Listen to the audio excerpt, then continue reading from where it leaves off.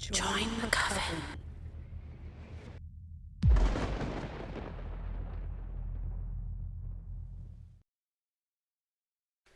The siege of Area 51 will not end well.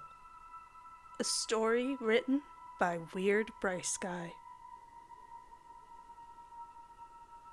As you may have expected, though probably not with the particularly correct prescience, the siege of Area 51 ended disastrously for everyone involved.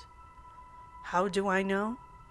I was one of the deluded, though determined congregation that stormed the base. Our numbers were minuscule in comparison to those who had pledged their participation online. But still, we raided as a formidable army. Hundreds sprinted collectively in a kind of mutually shared mania. Our speeds, though impressive, did not surpass those of bullets. The guards were posted in a perimeter around the base befitting any other military establishment. They hadn't expected a serious effort, at least not one of our size. And when we approached en masse, bored, inexperienced, and sun-fatigued soldiers snapped to delayed attention. As we beleaguered the compound, some of us were immediately dispatched by on-site deterrents, buried proximity sensors, activated anti-personnel turrets loaded with non-lethal rounds. Bodies fell in clusters, and a sizable portion of our admittedly pitiful army immediately turned back towards their vehicles. Those of us that persisted, determined to uncover the secrets of that legendary base, continued the onslaught, armed with naught but our cameras, makeshift gadgets, and curiosity. I remembered leaping over a fallen comrade, his eyes pouring tears as he dabbed delicately with a napkin at a large red mark on his forehead, where he had been struck by one of the automated defense system pellets. The group-borne energy was quickly depleted in the face of the base's efficient weaponry.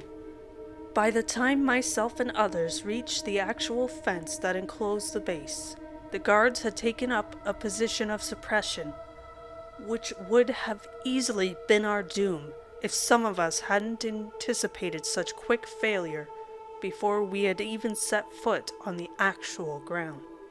No one had brought weapons so as to avoid being charged with any major felonies, though we had equipped ourselves with various devices which we believed to be inimical to the human psyche.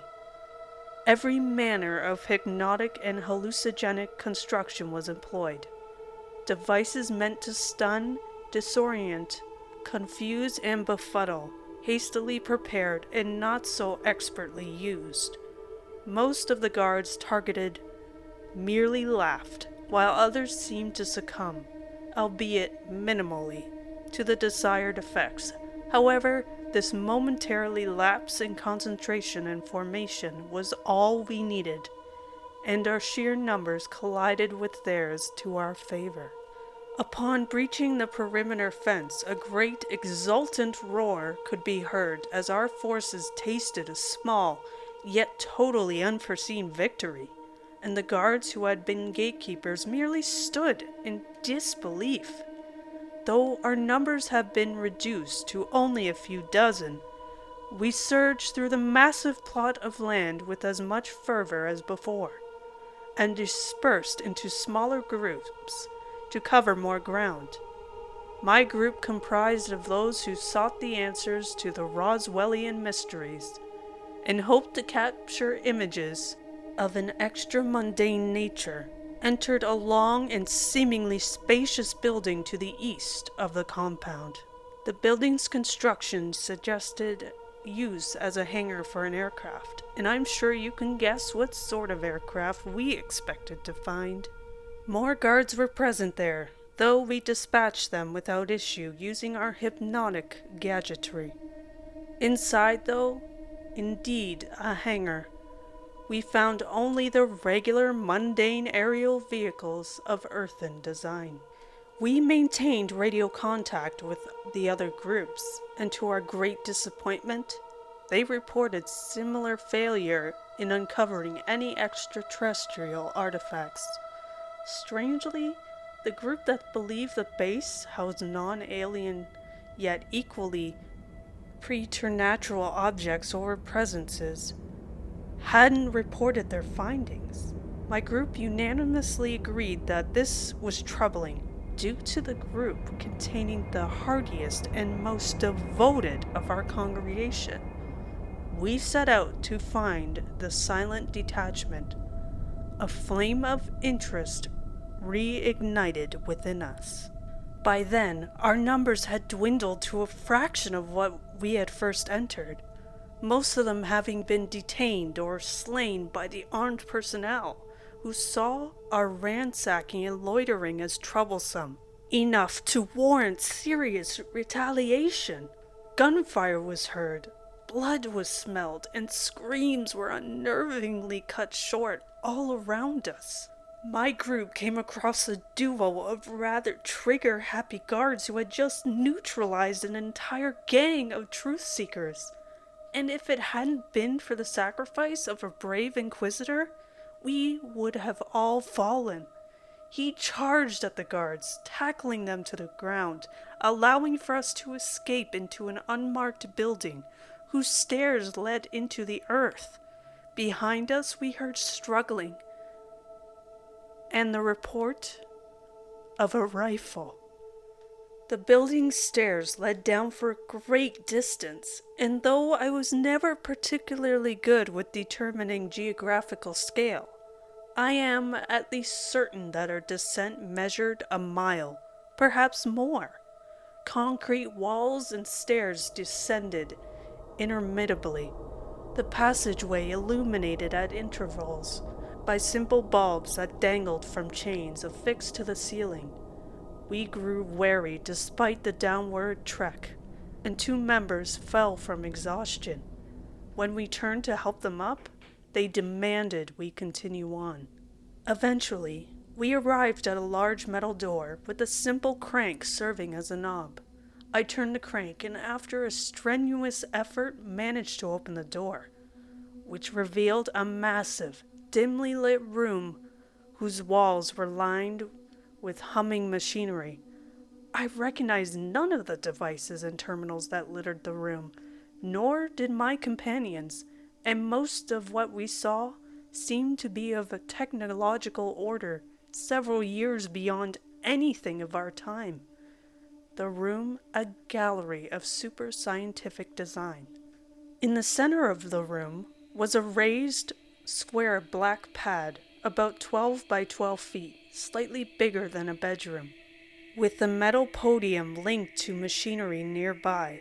A sort of lamp hung over the platform, and a network of thick wiring and tubing led from the space into the unlit recesses of the room.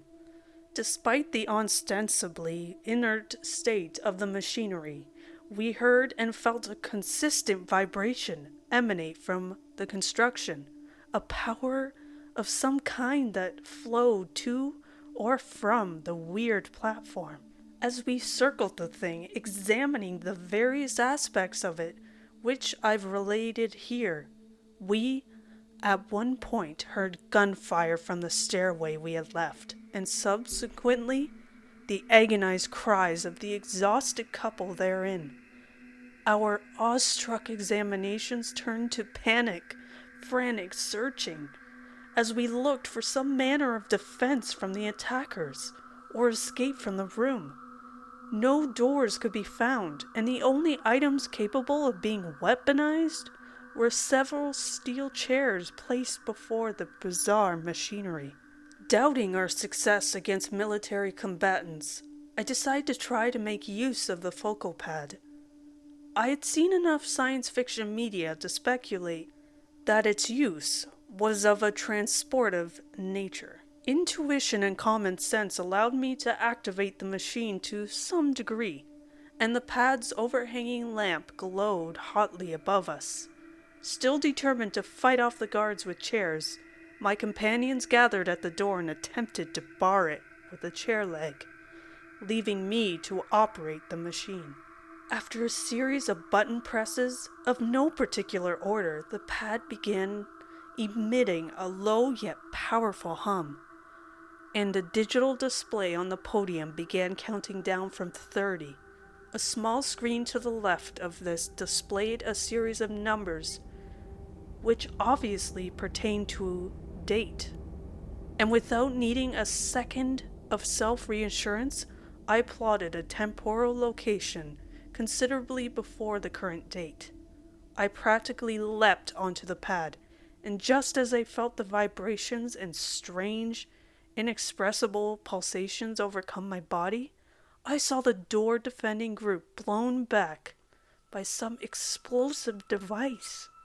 What happened next, I cannot accurately describe. There was the sensation of dematerialization, of atomical destruction and subsequent reformation, and then a transference of form not across a physical distance, but through some more abstract, illimitable expanse, as if I were blasted to particles and my constituent debris remained elsewhere, among a wholly different sphere of existence. I do not know if it was through time or reality I traveled, if my instantaneous voyage was one of chronological reversal, or if I'd been admitted to a reality where the entity resembling myself had not yet embarked on that ill-fated assault. If this is truly my original world, and I've defied the once irreversible current of time, then I can only warn you all of what will happen if you attend this stupid, perilous storm. If the machine's purpose is of an arguably grander nature, and I've been cast into a mirrored realm of my own, then my admonishment still stands. I'm not sure what to make of things. I feel as if I've merely been given a second chance in my own timeline. However, there are certain things which puzzle about this place. Namely, how no one in this realm seems to have heard of the recently declassified lunar compound that our group planned to siege after Area 51, where the secrets of the extinct anti-human lizard men are rumored to be kept.